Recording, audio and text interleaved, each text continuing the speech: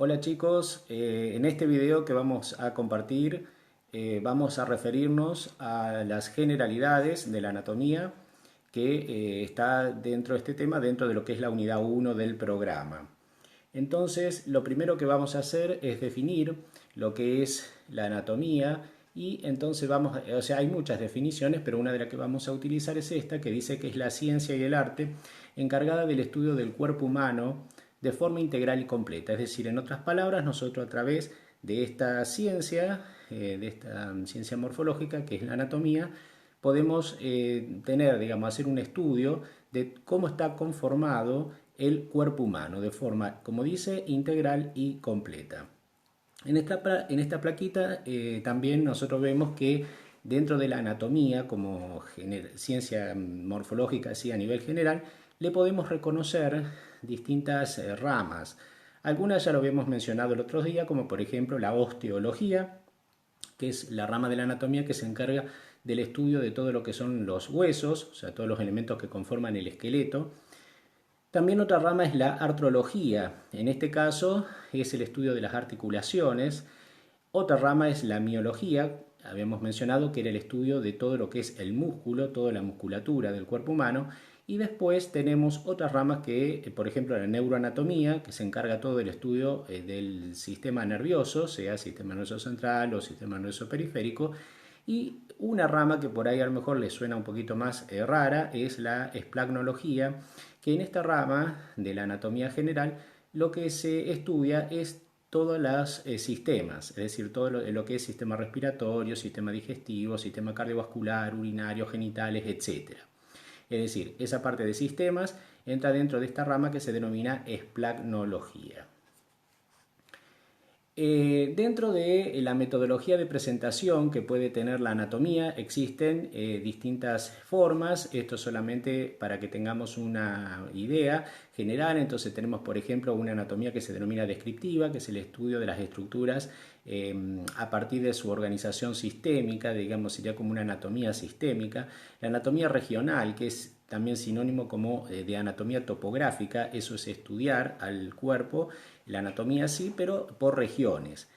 Tenemos también la anatomía aplicada, que también su sinónimo es anatomía clínica, que es el caso de cuando hacemos relaciones y aplicamos los conocimientos anatómicos para diagnóstico y tratamiento de las enfermedades. Anatomía comparada, que es el estudio, como el nombre lo indica, comparativo de estructuras anatómicas del cuerpo humano y esas mismas, su homólogo, como dice, en los animales. La anatomía del desarrollo, que es sinónimo de embriología, es decir, estudiar cómo se va desarrollando todos estos cambios, como dice, estructurales que se van produciendo a medida que justamente nos vamos desarrollando nosotros, ¿no? Es la embriología, ¿no? Y la anatomía, otra forma de presentación es la anatomía funcional, cuyo sinónimo es fisiología, es decir, relaciona la anatomía con la función. Es decir, que nosotros también en esta asignatura hacemos una relación entre anatomía y fisiología. Otras formas de presentación es la anatomía macroscópica, es decir, el estudio del cuerpo humano, con el límite que estaría impuesto por nuestra visión, es decir, todo lo que nosotros podemos llegar a ver, sin el uso, como dice, de microscopio. Por el contrario, tenemos la otra anatomía, que es la anatomía microscópica, cuyo sinónimo es histología, y que obviamente incluye el estudio de los tejidos que componen el cuerpo humano y a nivel o con el uso de un microscopio. Tenemos anatomía de superficie, que es cuando proyectamos sobre la superficie del organismo distintas estructuras anatómicas, una anatomía quirúrgica, que es donde se hace un estudio de la anatomía. Para diagnóstico y tratamiento quirúrgico suele ser un poco menos, tener un poco menos de detalles anatómicos que cuando hacemos la anatomía descriptiva. Anatomía radiológica, que es el estudio a través de las imágenes, es decir, reconocemos las distintas estructuras anatómicas a partir de las imágenes.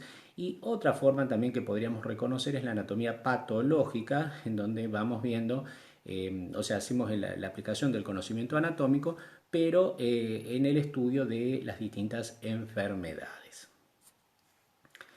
Nosotros para comenzar con lo que es el estudio, digamos, del cuerpo humano, vamos a primero a definir que en el cuerpo nosotros vamos, o lo que se denomina la organización del cuerpo humano, a reconocer distintos segmentos.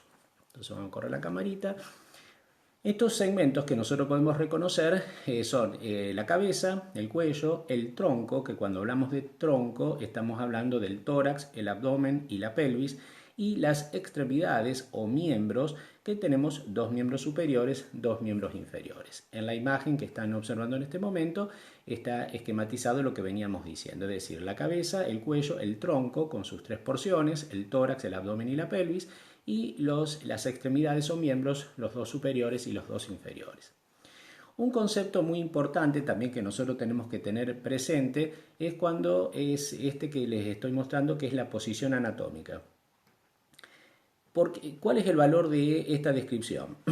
Posición anatómica es un concepto que se impuso justamente en las ciencias morfológicas, en la anatomía, por el tema de que en la historia cada anatomista iba desarrollando, digamos, la ubicación de los distintos órganos según él los veía. Es decir, nosotros podíamos estudiar un cuerpo en una posición vertical, o podíamos estudiar sobre una mesa de disección. Entonces, debido a eso se creaban algunos inconvenientes de, de terminología, de denominación, y es por eso que el Comité Internacional propuso esto, unificar todos los criterios bajo este concepto de posición anatómica. Entonces toda la descripción que se tiene que hacer de la ubicación y demás de los distintos órganos va a ir a partir de este concepto de posición anatómica.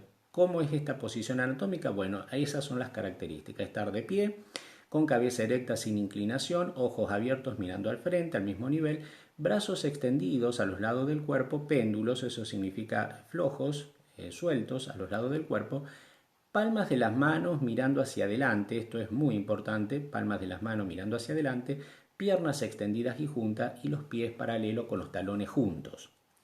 En estas imágenes ustedes están viendo, en la imagen de su izquierda, una representación de la posición anatómica. Fíjense ustedes cómo están ubicados los miembros superiores con las palmas de las manos ubicadas hacia adelante, cabeza erguida mirando hacia el frente y los miembros inferiores extendidos con los talones juntos.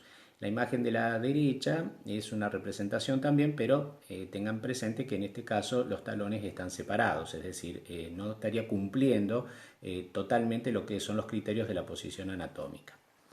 Otro elemento que estudiamos en esta unidad es lo que se denomina, lo que denominamos planimetría. Cuando hablamos de planimetría estamos hablando de los ejes y planos corporales, es decir, unos elementos que nosotros utilizamos para poder hacer la descripción anatómica de los distintos órganos, y es muy importante también cuando queremos hacer la sección de los cadáveres para presentar y para describir.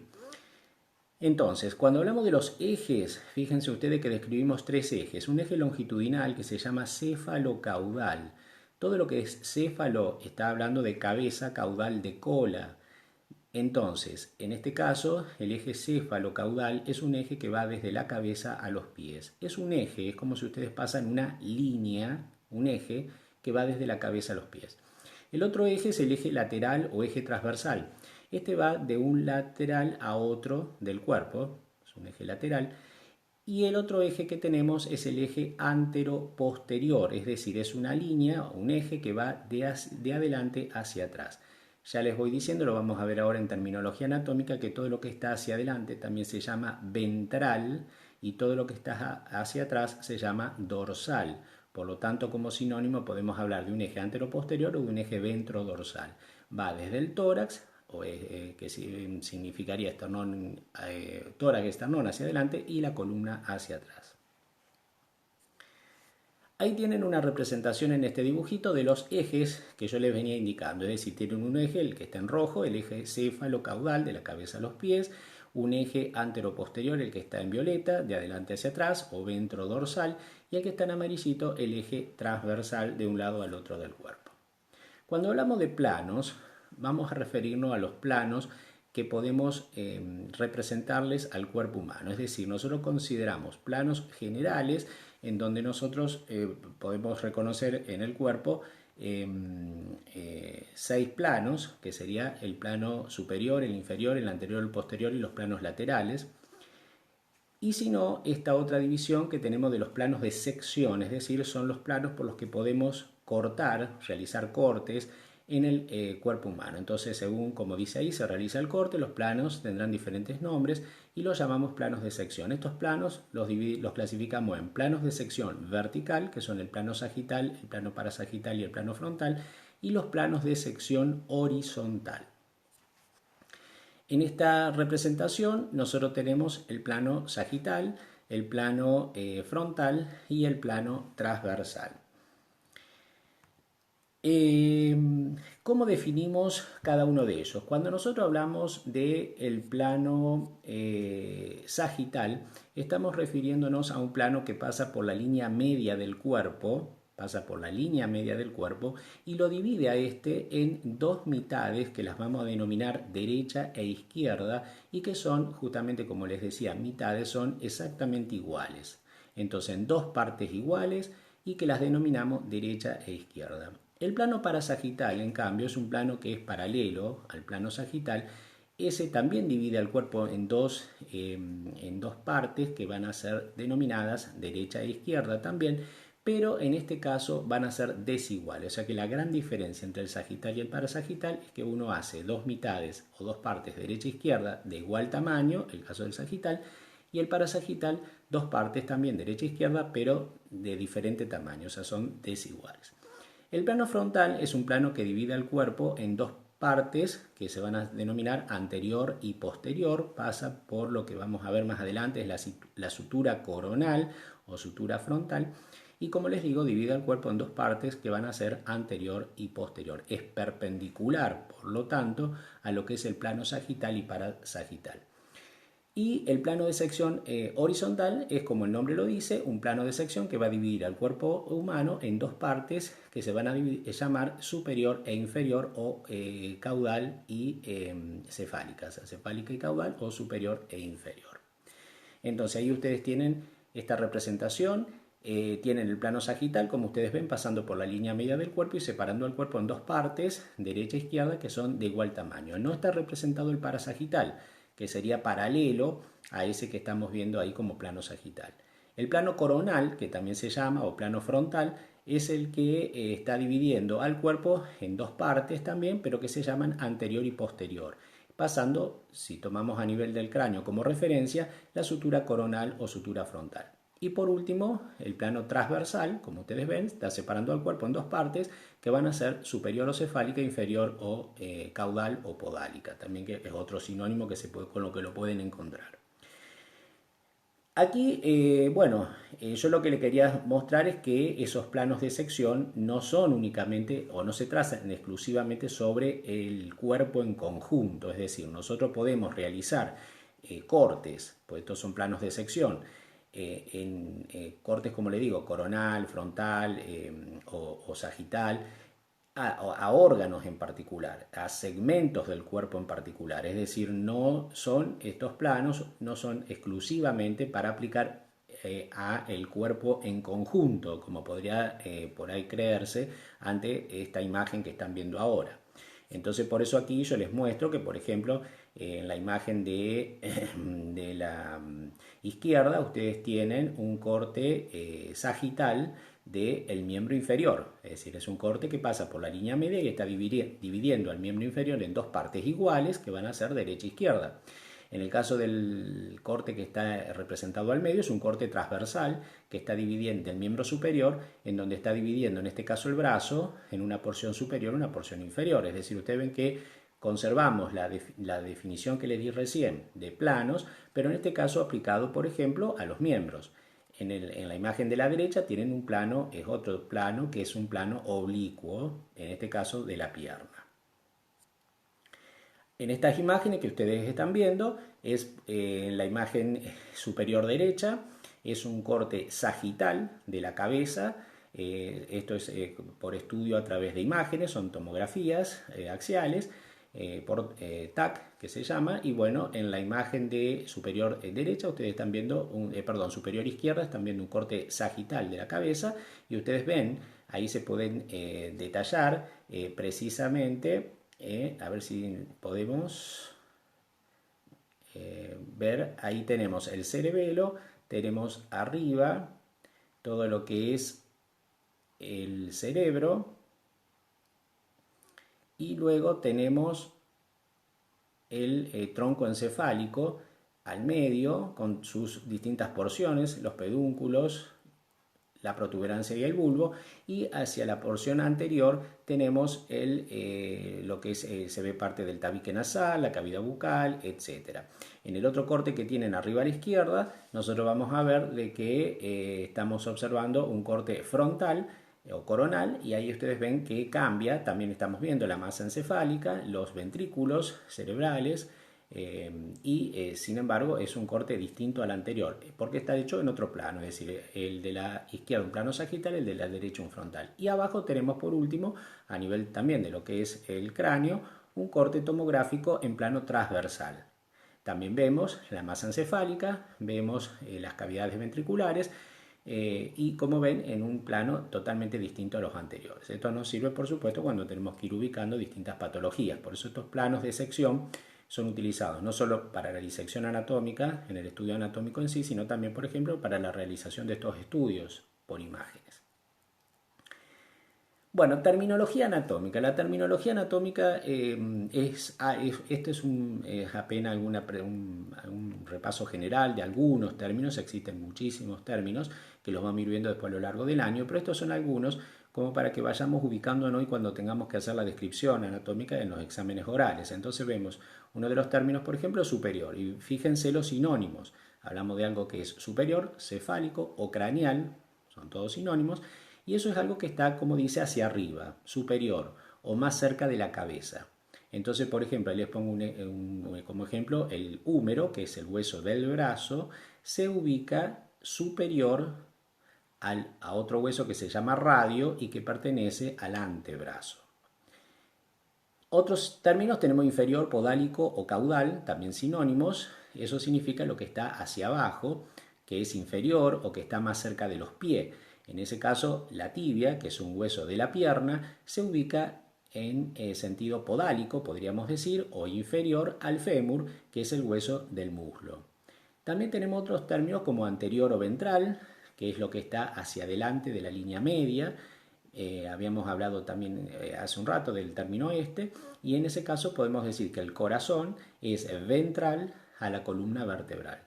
Otro término que tenemos es posterior o dorsal. En ese caso es algo que está hacia atrás de la línea media, y en ese caso podemos decir que el corazón se ubica en posición dorsal al esternón. También tenemos otros términos que son medial y lateral. Cuando hablamos de algo medial es algo que se acerca a la línea media del cuerpo. Entonces, por ejemplo, decimos la ulna, que es sinónimo de cúbito, se ubica en posición medial en relación al radio, que es el otro hueso del antebrazo. Es decir, tanto el cúbito como el radio son los dos huesos del antebrazo, y ubicados en la posición anatómica, el cúbito va a ser medial en relación al radio. Lateral es externo, es decir, lo que se aleja de la línea media, y en ese caso el radio se va a ubicar en sentido lateral a la ulna. También tenemos otros términos como proximal y distal. Antes de seguir hacia adelante, vamos a explicarles en este momento que también como sinónimos de medial es lo que antiguamente se denominaba interno, y cuando hablamos de algo lateral hablamos de algo que es externo. Es decir, muchas veces nosotros cuando veamos paredes, sobre todo de las cavidades, como por ejemplo las cavidades orbitarias o las fosas nasales, nosotros vamos a hablar de la pared lateral o de la pared medial, que sería lo mismo que decir la pared externa o la pared interna. Son algunas terminologías que son sinónimos, y que han ido cambiando, se van utilizando por modas y demás. Otros términos que estamos presentando en este momento es el de proximal y distal. Cuando nosotros hablamos de algo proximal es algo que se encuentra cercano, próximo, ¿a quién? Al tronco. Entonces, por ejemplo, ahí como ejemplo decimos que la rodilla es proximal en comparación al tobillo. Si ustedes se ubican en su miembro inferior, la rodilla está más cerca del tronco que el tobillo está más alejado. Por lo tanto, con ese mismo ejemplo vamos a ver el otro término que es distal. Entonces, entre rodilla y tobillo, ¿cuál va a ser más distal? obviamente el tobillo. Externo interno, bueno, eso ya lo mencionamos, que son sinónimos más o menos con lo que es lateral y medial. Otra terminología que tenemos es ipsilateral y contralateral. En ese caso, cuando hablamos ipsilateral, es una estructura u órgano que se ubica del mismo lado del cuerpo. Por ejemplo, el ojo derecho y el riñón derecho son ipsilaterales. Y contralaterales cuando son estructuras que se ubican del lado contrario del cuerpo. Por ejemplo, el hemisferio cerebral derecho controla la movilidad contralateral del cuerpo. Ustedes saben que el hemisferio derecho controla la motilidad del lado izquierdo del cuerpo. Superficial y profundo, bueno, cuando hablamos de superficial, estructuras u órganos que se ubican cerca de la superficie del cuerpo. Habitualmente para esto tomamos como referencia el plano cutáneo, o sea, la piel. También a veces se suelen tomar como referencia las aponeurosis de los músculos. Y profundo es una estructura u órgano que se ubica lejos de la superficie del cuerpo, es decir, la piel, o por debajo de las aponeurosis. Entonces hablamos de estructuras superficiales o supraponeuróticas, inferiores o infraponeuróticas, etc. Esta imagen solamente es para que lo completen. Este es un libro, es la tapa de un libro, que como el nombre lo dice, habla de la nomenclatura anatómica internacional. Es lo que en algún momento creo que les mencioné, si no lo hacemos ahora. Hay una nomenclatura que es un código que se utiliza a nivel mundial, internacional. Es decir, se trata de que todos los anatomistas, toda la gente que estudia las ciencias morfológicas, denominen a las distintas estructuras con el mismo nombre, porque era muy común en épocas anteriores de que distintas escuelas anatómicas, como hay distintas escuelas, como las escuelas inglesas, escuelas francesas, escuela americana y demás de anatomía, definieran, digamos, las estructuras anatómicas con nombres que eran propios en esas regiones. Entonces, cuando se hacían reuniones internacionales no se ponían de acuerdo porque por ahí la misma estructura recibía distintos nombres. Cuando se hizo este libro también, que ya tiene muchos años, toda esta movida comenzó hace más de un siglo, bueno, también digamos, como parte de este cambio, se introduce la necesidad, sobre todo, y digamos, como actualización de la terminología, el retirar el uso de los epónimos. ¿Qué son los epónimos? Son los nombres propios de los científicos, de los investigadores que trabajaron sobre determinadas estructuras anatómicas. Entonces, una que ustedes van a estudiar mucho es la trompa de Eustaquio. Normalmente todo el mundo o mucha gente habla de la trompa de Eustaquio. Eustaquio fue el anatomista que describió la trompa, por eso se llamó trompa de Eustaquio. A partir de esta nomenclatura no se debe utilizar más esa terminología de trompa de Eustaquio porque no nos dice nada. Si yo les digo, bueno, ahí está la trompa de Eustaquio y está la trompa de Falopio. Entonces ahí y nada que ver una con la otra. Entonces para evitar confusión y que la terminología sea clara, la trompa de Eustaquio debe denominarse como trompa faringotimpánica o trompa auditiva, ya que es la trompa que está, si hablamos de faringotimpánica, justamente nos está indicando el origen y el fin de esta trompa, es decir, va desde la caja del tímpano a la faringe, a la rinofaringe, entonces trompa faringotimpánica. Ya con esa denominación todo el mundo entiende de qué estamos hablando. Y si hablamos de la trompa de Falopio, estamos hablando de la trompa uterina u oviducto que va desde el ovario al útero. Entonces, no utilizar los términos, digamos los epónimos, es algo que esto cuesta mucho, sobre todo para las personas más grandes que ya nos hemos acostumbrado en otras épocas a estudiar con la terminología antigua, pero la idea es que en lo posible tratemos de simplificar todo esto, evitando muchos de esos nombres que a veces son de científicos con nombres muy muy difíciles que lo único que hacen es complicar el estudio de la anatomía. Esta imagen que les muestro son parte de las páginas del libro, de ese libro que vimos. Ahí está todo codificado, hay códigos de distinto tipo para todas las estructuras que componen el cuerpo humano, con las terminologías que corresponden. Y ahí, por ejemplo, en el caso del hueso, de los huesos del oído, yo les señalé en azul los que más les pueden importar a ustedes. Tienen también, por ejemplo, en uno de los huesos del oído, que es el estribo, el nombre con la terminología internacional que reconoce como origen la raíz latina es estapedio, es el hueso estapedio. no el estribo como habitualmente uno lo denomina, o el yunque también, que es el incus, el incus. También tienen para el caso del martillo el maleus, el término sería el maleus, y abajo le señalé, no sé si alcanzan a distinguirlo bien, son las articulaciones justamente de la cadena de huesecillos de la caja del tímpano, que las vamos a ver más adelante, con los nombres de acuerdo a esta raíz latina. Entonces tiene articulación incudo-malleolar, articulación incudo-estapedial, tiene la sindesmosis tímpano-estapedial, es decir, esa sería la denominación con la que las vamos a ver. Eso igual lo vamos a ampliar obviamente cuando veamos la parte de oído.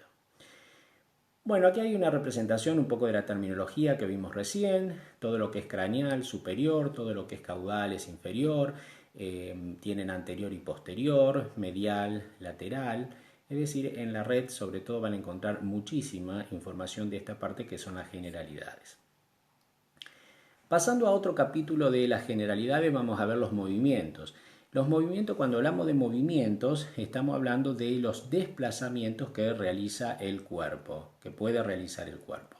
Entonces, desplazamiento que puede realizar el cuerpo y obviamente lo hace gracias a, digamos, las articulaciones, a los huesos y a los músculos. Es decir, son tres los elementos que permiten, y yo diría, y son cuatro en realidad, los elementos, porque para realizar un movimiento nosotros necesitamos del correcto funcionamiento de las articulaciones, de los huesos, de los músculos que mueven los huesos gracias a las articulaciones y del sistema nervioso, tanto central como periférico, que es el que da la orden para que va por los nervios para que los músculos se contraigan. Es decir, todo trabajando en conjunto, huesos, músculos y articulaciones.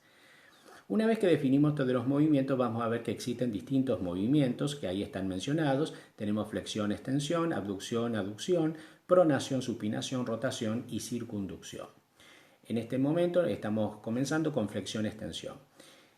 Esa es una de las imágenes más fáciles o de los movimientos, digamos, que más pueden ustedes manejar, o sea que les va a quedar más fácil, que es la flexión y extensión del antebrazo sobre el brazo.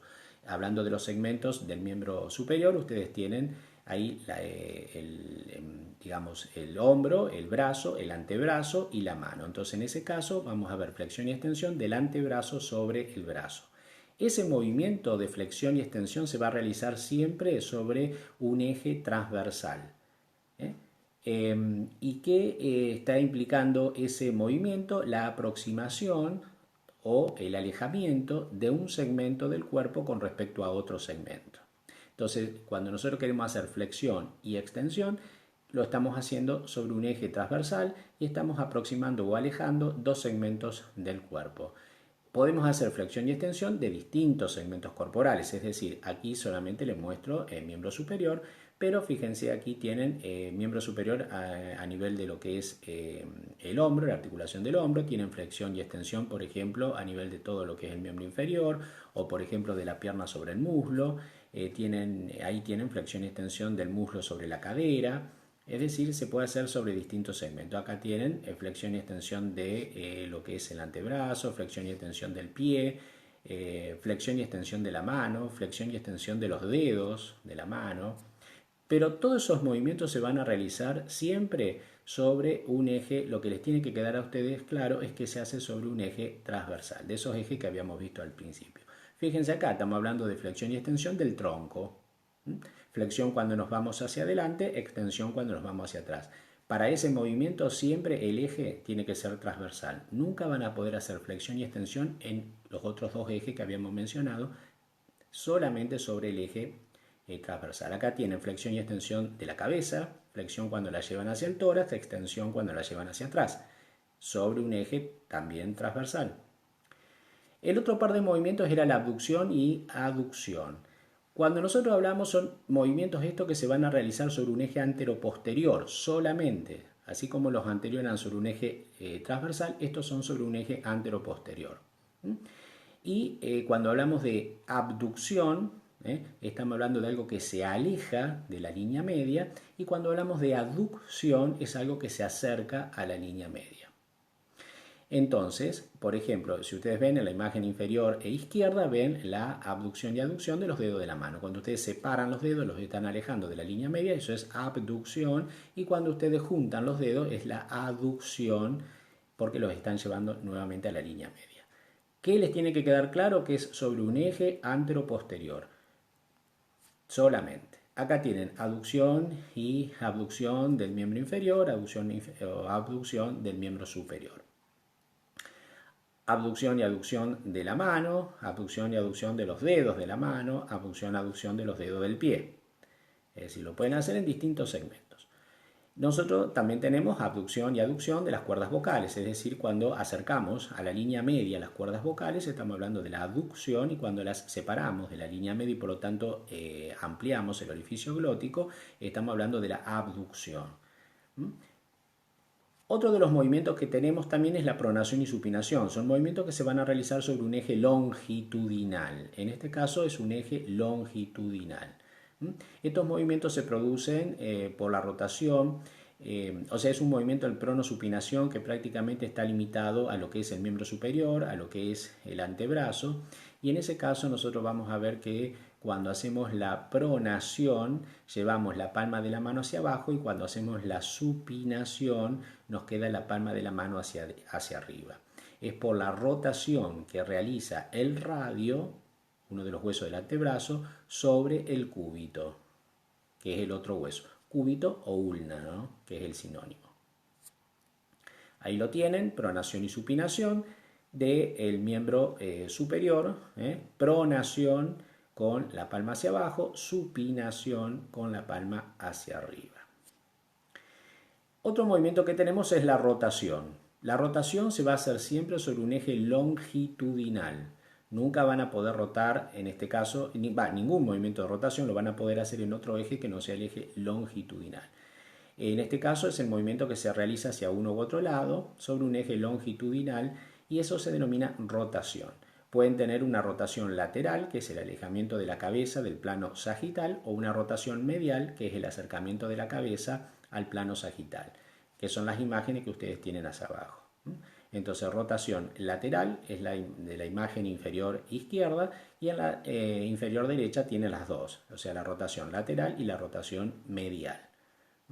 En este caso, el movimiento de rotación está referido a la rotación de la cabeza. Rotación de la cabeza. Y otro movimiento que tenemos también es la circunducción, que es la combinación de todos los movimientos anteriores, excepto la rotación. Ahí tienen la circunducción de un dedo, la circunducción del miembro superior, la circunducción, por ejemplo, de la mano. Se describe un círculo. Bueno, con esto hemos terminado con lo que sería la primera parte de esta de generalidades, y vamos a continuar en otros videitos para completar todo lo que es la unidad.